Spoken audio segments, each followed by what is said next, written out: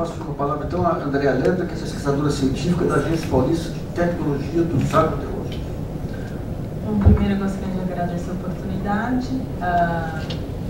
Vou tentar não ser muito repetitiva, né? Apesar dos problemas apontados aqui, eu vou acabar retomando, né?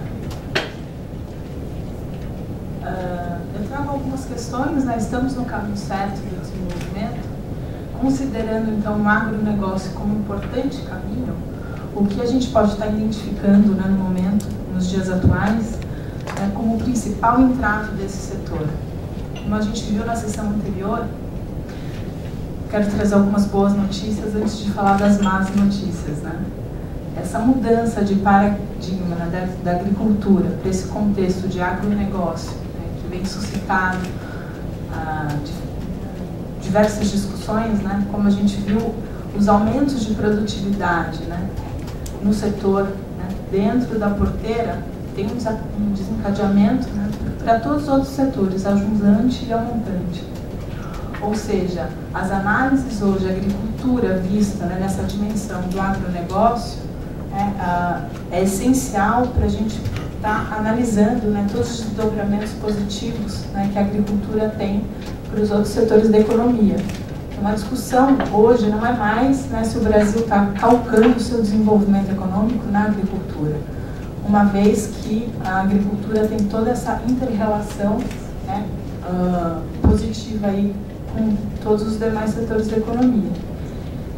Então, mais uma boa notícia, não só do ponto de vista, né, dessa mudança de paradigma, é como o Brasil vem se portando, né, no mundo em relação à produção e exportação das principais commodities agrícolas, né? A gente já comentou aqui nessa sessão e nas sessões anteriores, o Brasil aí liderando, né, ano a ano o ranking, né, tanto de produção como de exportação, né? Açúcar, suco de laranja, o complexo soja, ou seja, soja, grão, né?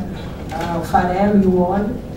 Então, tudo isso tem potencializado, né, todos os demais setores que estão interrelacionados com esse segmento. Então, hoje a gente não pode mais negar, né, ou deixar em segundo lugar o papel da agricultura no desenvolvimento econômico do nosso país. Dado também, aí pensando um pouco no comércio internacional, em 97 a gente tinha um volume de exportações aí de 40 milhões de toneladas, né? A gente transacionava aí principalmente com 6 países. Eu estou trazendo essa informação porque em 2011 a gente a gente triplicou o volume exportado, e dobrou aí o número de países em que a gente está fazendo as nossas relações comerciais. E aqui começa, então, a aparecer a importância da logística. Como é que a gente vai, né, o que a gente tem conseguido fazer nesses últimos 15 anos para dar conta, né, de exportar competitivamente os nossos produtos. A gente vem conseguindo, claro, a gente viu que a gente detém aí o ranking de exportação das principais commodities agrícolas. Então, de alguma maneira, a gente vem conseguindo exportar nossos produtos, mas o grande questionamento é a que custo a gente tem feito isso, né? Então não há mais como negar, né, o agronegócio como uma grande vertente de desenvolvimento econômico, principalmente se a gente estiver pensando aí na manutenção do saldo positivo da balança comercial, né, sustentada basicamente pelos produtos, né, da agricultura. E uma outra boa notícia também, né, é a questão das novas fronteiras, né, que junto com a agricultura a gente está levando os outros setores a reboque, né, infraestrutura, né, uma melhor ocupação do território. Então essas são as boas notícias, né, mas tem algumas não tão boas, principalmente quando a gente pensa nas questões de transporte e armazenagem. É bom lembrar que logística é mais que isso, é mais do que transporte e armazenagem, mas como hoje, no nosso contexto e dadas as nossas condições, né, o transporte e a armazenagem para a agricultura são os principais entraves, né? Então, são notícias recorrentes, né, que a gente acaba se deparando, aumento de fila, baixa eficiência, né, e capacidade das ferrovias, condição precária das nossas rodovias, né? Então tudo isso acaba resultando no aumento de custo e redução de competitividade dos nossos produtos no mercado internacional, né?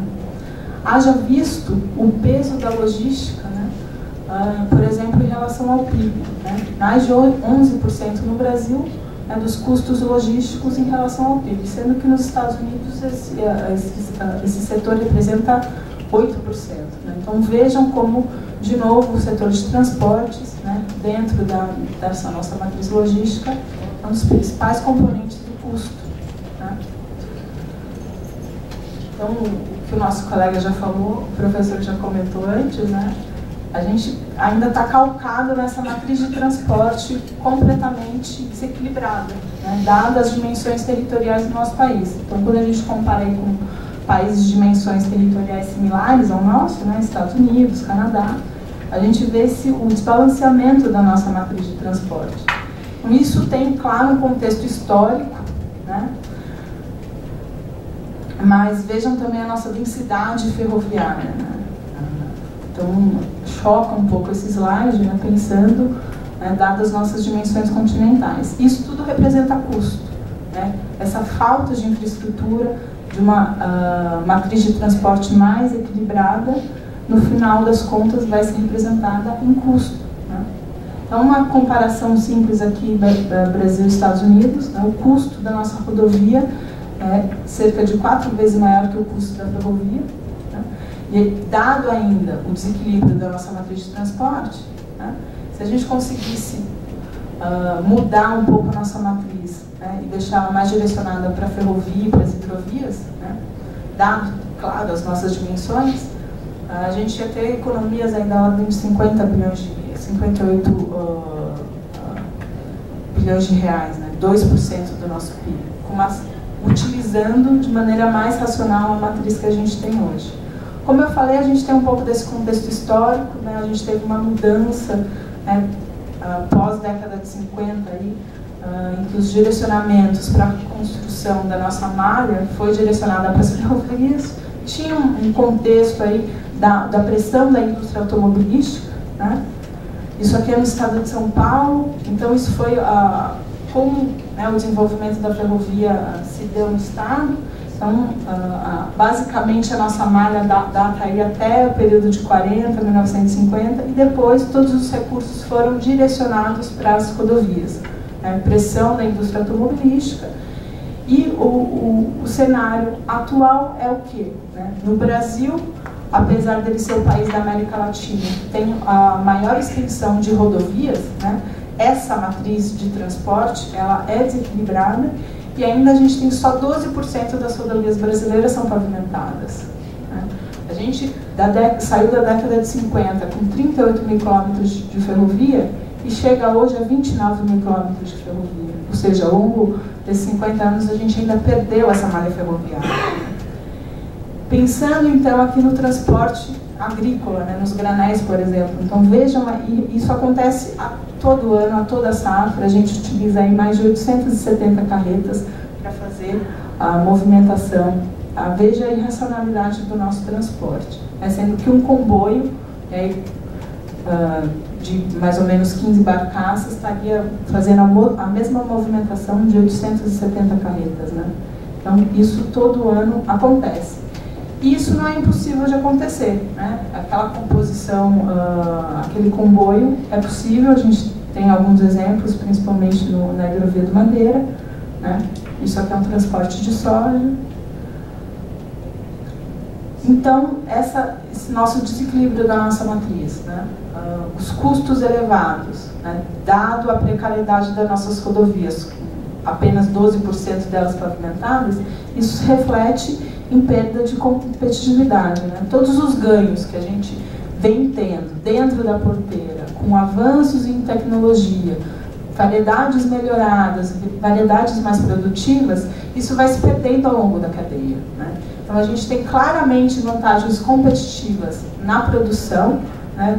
Comparando aqui Brasil e Estados Unidos. Né? Então a gente tem uma clara vantagem no custo de produção de soja, mas quando a gente faz a composição total, né, incluindo aqui o custo de transporte, né, no Brasil, calcado aí no transporte rodoviário, né, a nossa vantagem, né, em relação aos Estados Unidos cai. Né, então, todos os ganhos, né, de produtividade, todo o gasto de pesquisa, né, todo investimento em pesquisa para estar desenvolvendo essas produtividades, para estar desenvolvendo essas variedades mais produtivas, né, conscientizando o produtor quanto aos melhores sistemas de produção, isso se perde ao longo da cadeia. Aqui só um exemplo, né, das possíveis soluções aí, né, utilizando o que está disponível hoje em termos de infraestrutura, uma combinação, né, suscitando então a intermodalidade. A gente só uma simples análise de uma rota que sai de Sorriso, tá, ou indo para Santos direto, né, via caminhão, ou saindo então ali por Santarém via Hidrovia do Madeira por Porto Velho, a gente teria uma economia de quase 15%. Tá? Pensando então no volume total que a gente exporta ano a ano, né, essas economias elas ganham outras proporções. Então, isso aqui são só alguns números do que de imediato a gente precisa para estar recuperando rodovia, para estar ampliando ferrovia, né? E isso aqui são fatos recorrentes. Aqui é no Porto de Santos, na ponte da Lemoa, né, na época de safra. Aqui é uma fila de caminhão indo para Paranaguá, né? E aqui as condições das nossas rodovias, enfim. Outros pontos que já foram mencionados nessa mesa hoje, né, com relação ao setor de transporte, foi o atraso na implementação do ente regulador, né, especializado para os transportes. Então, imaginem vocês que a primeira concessão rodoviária no Brasil começou em 93, com a ponte de Niterói, o setor ferroviário, né, em 96, e a agência reguladora só foi criada 8 anos depois, né, de 2001 é a NTT. E vejam também o problema, né? A gente tem 3 agências para regular o setor. Então, como a gente vai conseguir promover a intermodalidade, né? Sendo que 3 agências tentam deter o interesse, né, de um setor comum, né? A NTT tem a figura do OTM, que é o Operador de Transporte Multimodal, né? Então, isso agiliza, né? Esse operador ele tem um contrato único, ele é responsável por aquela carga ao longo de todo o trecho, né, desde a origem e destino, mas e como é que ele faz se ele tem que entrar, fazer o transporte usando a hidrovia? Ele vai ter que fazer um novo contrato, enfim, essa figura do OTM, né, fica um pouco prejudicada uma vez que você tem 3 agências para estar regulando esse setor. Quando a gente fala em agricultura, além dos problemas de transporte, a gente tem problema de armazenagem, né? A gente já tem um déficit de armazenagem há mais de 10 anos, desde 2001 a gente tem déficit de armazenagem no Brasil, né? Hoje o déficit está em 36 milhões de toneladas, isso de grão, tá? A situação ideal é o quê? Que a capacidade de armazenamento fosse superior, né? 20% superior à safra, né? Essa é a realidade brasileira, tá? Falta de armazenagem. Então, vejo o déficit desde 2001, a gente vem tendo esse déficit de armazenagem. E além, né, quer dizer, uma das principais funções também hoje no contexto dual, pensando em competitividade para o produtor, é o quê? É utilizar a armazenagem para alongar, né, o período de escoamento da produção. Então, com isso, a gente vai pressionar menos a infraestrutura de transporte, a gente vai demandar menos caminhão, menos rodovia no período de safra. Vai estar colaborando o quê? Para a disputa aí dos fretes, porque essas empresas também não vão cobrar os preços abusivos no período de safra, né, uma vez que eles sabem que está todo mundo querendo, quer dizer, os contratos já estão fechados, então a gente consegue negociar, né, se eu tivesse uma estrutura de armazenagem mais adequada, então a gente evita também o rush de vendas, ou seja, o produtor ele também consegue negociar melhor, né, a sua safra, né, tentando pegar aí umas janelas de preço que a gente chama, né? Então a armazenagem, além de, né, desonerar aí um pouco a infraestrutura de transporte, ela traz benefícios para o produtor rural, né? Então, como a gente viu, né, que a gente está num contexto hoje em que a agricultura é vista nessa nas suas 3 dimensões, qualquer ineficiência no sistema vai desencadeando para todos os outros segmentos, né, para todos os outros elos. Então a gente tem, claro, as vantagens, né, do agronegócio da maneira que a gente vê hoje, mas os impactos negativos também vão se passando para todos os outros elos. Né.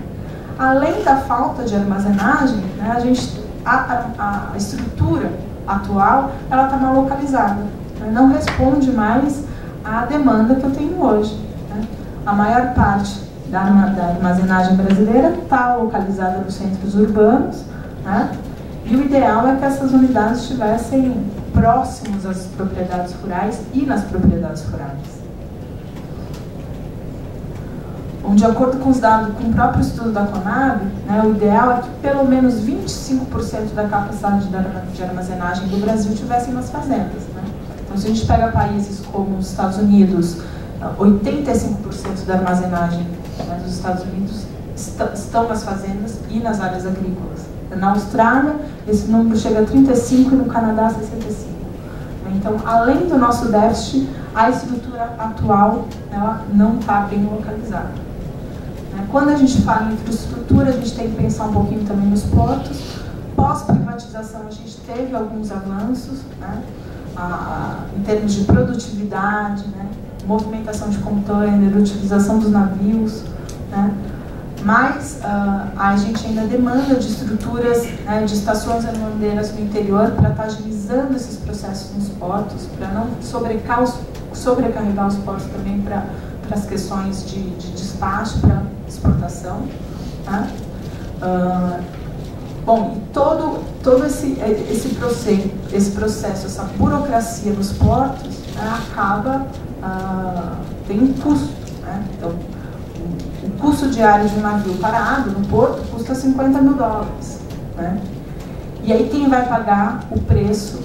Né? Quem é que vai arcar com esse ônus no final das contas? Esse custo vai ser repassado para quem? Para o produtor rural, que aponta, né, a ponta mais frágil do nosso sistema. Né? Então, agora eu tento trazer algumas pequenas iniciativas que a gente pode estar olhando para o futuro. Né? Pequenas medidas, por exemplo, no Porto de Santos. A gente tinha uma bagunça ali, né? Tinha aqui a malha ferroviária, né? O trecho ferroviário, e não tinha nenhuma separação aqui. Os caminhões, os carros trafegavam em cima da malha, né? Então, uma simples iniciativa foi o quê? Colocar aquelas tartarugas, né, ao lado da malha. Então, são pequenas iniciativas, quer dizer, mas isso aqui, essa foto aqui é de 2001. Né? Quer dizer, esse problema já se perdurava há muito tempo. Né? Aqui é uma foto, né, de um navio Panamax no porto de Taquatiara. Então, a gente tem iniciativa privada aqui, né, enfim, do Grupo MAG, fazendo todo o investimento. Quer dizer, é possível, né, a gente pensar num contexto, né, diferente do que a gente vê hoje. Então, o crescimento das exportações tem impactos positivos, claro, no desenvolvimento econômico, né, na inserção do Brasil no mercado internacional, mas revela uma série de fragilidades logísticas. A gente está falando aqui de commodity. E quando a gente pensa, a agricultura não é só feita de commodity. Né? A gente tem os produtos diferenciados, a gente tem a cadeia do frio, os FLVs, frutas, legumes e verduras, que precisam e demandam uma cadeia logística diferenciada. Então, imagine o impacto dos custos logísticos nesse segmento. Né? Transportar commodity é mais fácil. Né? Pensando num contexto, falando em produtos segregados, soja segregada. A gente vem aí no contexto do Brasil no protocolo de Cartagena de biossegurança, em que os europeus querem regulamentar melhor, né, as exportações, né, de produtos derivados da transgenia. Então, todos os produtos que em sua carga podem conter produtos transgênicos, eles têm que ser identificados, rotulados e quantificados. Isso prevê testes. Então, tem que fazer teste para identificar se aquela carga tem ou não produto transgênico. E tudo isso tem impacto na cadeia logística, porque a cada mudança, a cada transbordo, né, eu vou ter que identificar novamente essas cargas, ou seja, os produtos diferenciados perdem ainda mais competitividade. Né? Algumas alternativas, o que se tem feito recentemente, né? Então, a gente teve o PAC, mas a minha consulta aí do último balanço, né, antes do lançamento do PAC de 2012, né, no 11º balanço, é que 80% do que estava previsto para a infraestrutura, 80% dos recursos tinham sido utilizados. Né? 70% das obras previstas tinham sido concluídas. Né? Enfim, tem recurso, mas isso não está se operacionalizando na agilidade, né, e na maneira que a gente precisa. Né? E, de novo, a minha crítica. Tá? A maior parte dos recursos foi direcionado para quê? Para ampliação das rodovias, claro, recuperação das rodovias, mas essa mudança, né, esse direcionamento que a gente teve na década de 50 se permanece até hoje. Né? Então, a maior parte dos recursos, de novo, para as rodovias, né, deixando a mercê aí as ferrovias e hidrovias. Algumas alternativas, então, em 2004 a gente teve a aprovação da lei da PPP, né, regulamentando um pouco, mas poucos projetos a gente tem nessa área. Né. A primeira PPP no mundo foi no Reino Unido, em 92, né, e o Brasil só regulamentou a lei dele em 2004, né, que definiu aí o prazo de 5 a 35 anos, não podem ser projetos inferiores a 20 milhões de reais, mas enfim, né, quanto tempo a gente demorou para estar trazendo essas experiências, né, para o nosso contexto. Né. E aí a iniciativa privada teve que ir se virando nesse meio tempo. Né. A gente teve alguns exemplos aí de contratos de longo prazo entre as ferrovias e o setor sucroalcooleiro para o transporte ferroviário. Né. Eram contratos aí de longo prazo de 10 a 15 anos, em que o setor sucroalcooleiro, eles compravam os vagões e locomotivas e as ferrovias, né, garantiam o transporte. Então foi a iniciativa privada tentando achar alternativas para viabilizar seu transporte. Então, ao meu ver, hoje a gente precisa de um plano nacional de logística, tá, com ações integradas entre o Estado e a iniciativa privada. O Estado ele tem que assumir, então, o seu papel de planejador de novo e de regulador. Né? A iniciativa privada ela pode se responsabilizar pelos projetos desenhados pelo Estado, mas aí, de novo, para tanto, a gente precisa de um fortalecimento das agências reguladoras. Né? Caso contrário, a gente vai ter problemas, né, na implementação desses projetos. Diminuição de burocracia, né, para acesso a crédito, principalmente pelos produtores rurais, pensando em questões de armazenagem para tentar equacionar um pouco, né, as questões de armazenagem. Bom, é isso.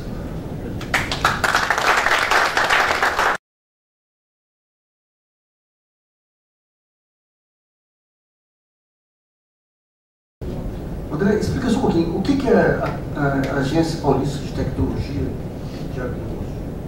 A APTA é uma agência que regula e detém todos os institutos de pesquisa do Estado de São Paulo ligado à agricultura. Né? Então, é o grande guarda-chuva aí dos institutos de pesquisa da agricultura. O IAC, né, o Instituto de Economia Agrícola, o IEA, o IZ, o ITAL, o IB, todos os institutos de pesquisa do Estado. Você falou ali na rodovia que deve sair do Atlântico, do Pacífico. Em geral, o Pacífico se pensa só na exportação para a Ásia e tudo. Agora, para os Estados Unidos, que mercados que poderiam ser atingidos também?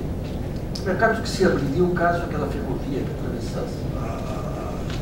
Fizesse Atlântico-Pacífico, né? Com certeza toda a costa oeste americana. Né? Mas em termos de mercado hoje no Brasil, abrindo o caminho do mercado sul. Com certeza. O etanol mesmo é um baita mercado. Né? Bom, está aberto aí para as questões dos senhores. Só o microfone ali para... Sérgio, vou fazer um comentário aqui. Puxando um pouco a história, né, como diz o professor Pedro Boas, nada se aprende fora da história. O Brasil teve planos ferroviários e hidroviários de integração, 5, no segundo reinado. Em 1840, 1880, o Brasil Claro, a preocupação do Império era a integração nacional, a questão da Amazônia já, né? E de expansão. Expandimos o Acre na Bolívia, expandimos o Mato Grosso do Paraguai na guerra. E tem até um engenheiro que virou nome de rua em São Paulo e túnel no Rio. A Avenida Rebouças e o túnel Rebouças, que era o André Rebouças, que era um negro. Claro que se a gente for fazer uma pesquisa aí na população, entre o nome e a história do Brasil, poucos provavelmente saberão ligar isso. Quando você saiu da engenharia em 82, eu estava entrando ali, 2 anos. E meu professor disse isso: o projeto de integração do Anel Viário de São Paulo é dos anos 60. Ou seja, já era velho quando eu entrei. Meio século depois não terminou ainda, né? E aí a gente vê que não é uma questão de partido ou de ideologia. Nós estamos falando mais de meio século do país. É a nossa incompetência como elite, como sociedade. É uma questão de vontade, né? É a nossa realidade, né? E aí eu fico me perguntando e comparando com os debates anteriores. Quando a gente, até o rapaz da UNITA ficou aqui, é que eu vejo que as pessoas, mesmo que estão no sistema, se perdem entre o que é realidade e o que pode vir a ser realidade. Você pega a história da UNITA, o Lula ficou uma década aí vendendo o etanol, nós estamos importando 1 bilhão e tanto por ano de etanol. A competência, a logística dos caras, a realidade, no caso dos Estados Unidos, apesar de o produto ser N vezes menos eficiente, na produção do etanol, é muito maior que a nossa. Então, a gente não sabe separar o que é ideologia, o que é realidade e onde a gente pode chegar. E é o que a gente está, num momento da história do Brasil, que é maior as oportunidades que os anos 50. N vezes maior. De fato, o senhor está remetendo porque a nossa colega colocou, né? Porque, de fato, é isso mesmo. Quer dizer, eu acho que, particularmente, faltou vontade. Hoje, nós percebemos que temos que correr atrás. Sabe aquela coisa? Você tem uma casa, precisa pintar a parede, a sua mulher vive te avisando, aí resolve que vai ter uma festa de fim de ano, vai ser na sua casa. Aí sai correndo, às vezes o dinheiro não dá, não planejou direito, mas agora tem que fazer. E nós estamos vivendo, graças a Deus, essa situação com a Copa do Mundo. Porque se essa Copa não viesse para cá, metade do que estão fazendo não iam estar fazendo. Agora todo mundo está olhando para o Brasil virou a 6ª economia do mundo, então nós temos que ter uma outra imagem perante o mundo, né? Porque eu sou presidente, eu sou governador. Eu prefiro uma melhor elite, outra elite. Só então, mas essas coisas não dá para mudar de uma hora para outra, né? O que eu posso dizer, assim, que eu sou um cara muito otimista, é que quando eu me formei em 1982, a gente nem imaginava a precariedade que a gente vive. Hoje nós temos aqui a apresentação brilhante da colega aqui, com esses números. Hoje nós temos noção do buraco que a gente está enfiado, e acho que isso já é um grande avanço.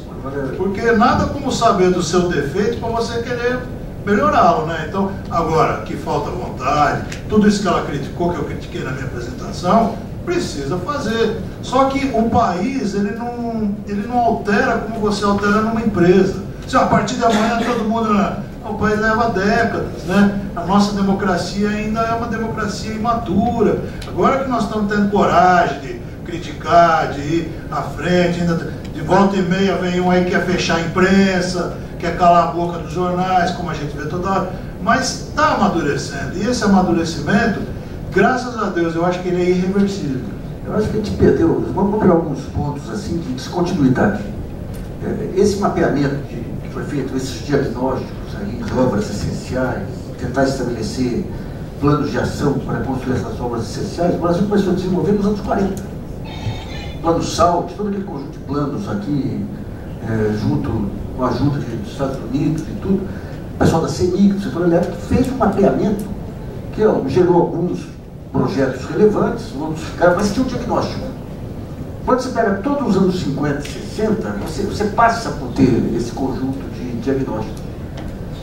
mesmo nos anos 70, lá, o regime militar tem um monte de defeitos em várias áreas, e outras ele tinha esse mapeamento do diagnóstico, que é a base de partida para o projeto. Você pega os anos 50, 60, você tinha Celso Furtado montando projetos para o Nordeste, o Simons, com aquele pessoal lá do Roberto Campos, com a empresa particular também para projetos fora ação de governo. Tudo isso foi por água abaixo quando você chega nos anos 90 também, e você parte para essa ideia que bastava desregulamentar para...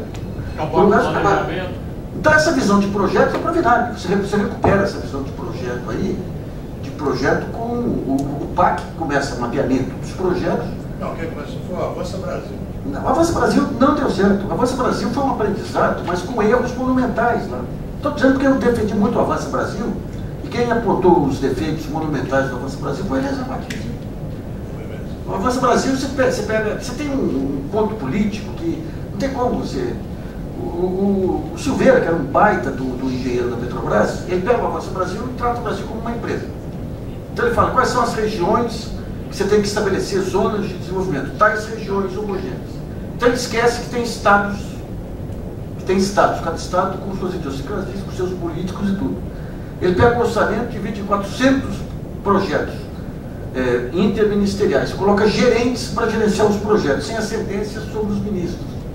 Então, digamos, esse negócio, quando você pega, digamos, a ação, você tem que ter um diagnóstico primeiro. Depois, a forma de ação é um desafio muito grande, porque numa empresa privada, você dá uma ordem, ela vem de alto a baixo. Eu não sei como é que fulano se deu bem na área pública lá, porque quando você pega outros, o Tapias, por exemplo, ele do Bradesco, ele dava uma ordem e vinha até embaixo. A área pública é outro bicho. Eu lembro quando começaram esses trabalhos de interligação, eu cobrei a Camex, lá que é a Câmara de Comércio Exterior, eu comprei do embaixador Sérgio Amaral. Falei, cara, como é que você vai convencer o transporte que tem que fazer tal coisa? Eu tenho um porrete na mão que eu sou amigo do rei. E eu falei, ele tem uma coisa muito mais forte lá que a gaveta. Você guarda na gaveta, não tem porrete que resolva, né? Então acho que todos esses... Mas eu queria só para a gente encerrar, fazer uma pergunta até em função dessa questão institucional. Por exemplo, quando você fala em logística, você tem esses probleminhas, essas pequenas soluções, você tinha problema no Porto Santos de... O trem que chegava não podia entrar no porto. Umas coisas malucas. Até quando você vai para a área de logística, você mesmo colocou ali, você tem um conjunto de agências aí que trabalham no mesmo universo de logística. Esse desenho de muitas agências em cima de uma mesma área é prejudicial ou tem que focar realmente em cada área dessa? Eu acho que é um problema, porque talvez a aviação, talvez um pouco menos, né? Ou talvez o transporte de passageiro um pouco menos. Mas quando a gente pensa no transporte de carga, né, e a gente tem que suscitar intermodalidade, porque não existe um modal ideal. Né? A rodovia tem suas vantagens e é competitiva num determinado cenário. A ferrovia, né, a longas distâncias, produtos de baixo valor agregado, a rodovia, produtos de alto valor agregado, né? Os aviões para produtos agrícola, sim, mas de alto valor agregado, longas distâncias. Mas, enfim, se a gente precisa suscitar a intermodalidade não só para a movimentação dos produtos agrícolas, né, mas para os outros produtos também, né, com maior valor agregado, ou seja, fazendo as interligações, né, no Brasil mesmo. Né. Então, dadas as nossas dimensões continentais, a gente não vai ter um modal que atenda a necessidade de cada segmento de produto. Né. Então, a gente já tem um impasse hoje, né, claro, entre a NTT e a ANTAC. Então, ela não consegue viabilizar a intermodalidade, né, entre a rodovia, por exemplo, com as hidrovias. Né. Talvez o transporte de passageiro não é minha área, talvez seja diferente. Né. Bom, eu acho que a gente está avançando em relação ao ponto.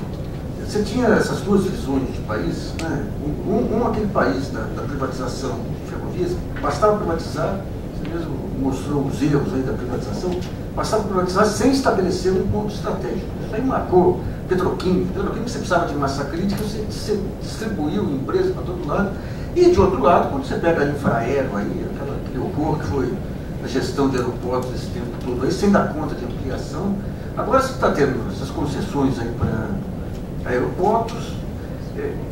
Quando você pega a logística, os estudos de logística, essa visão integrada de fluxos de safra e tudo com logística, você vê que o PAC teve esse grande avanço de definir prioridades e alocar recursos, mas não teve essa visão integrada de juntar logística com os fluxos de grãos. Eu tive ano passado aí um evento de agronegócio e esse pessoal do soja falava, pô, se pegar um braço aqui da ferrovia, levar até tal lugar lá, nós triplicamos a produção sem nenhum investimento adicional.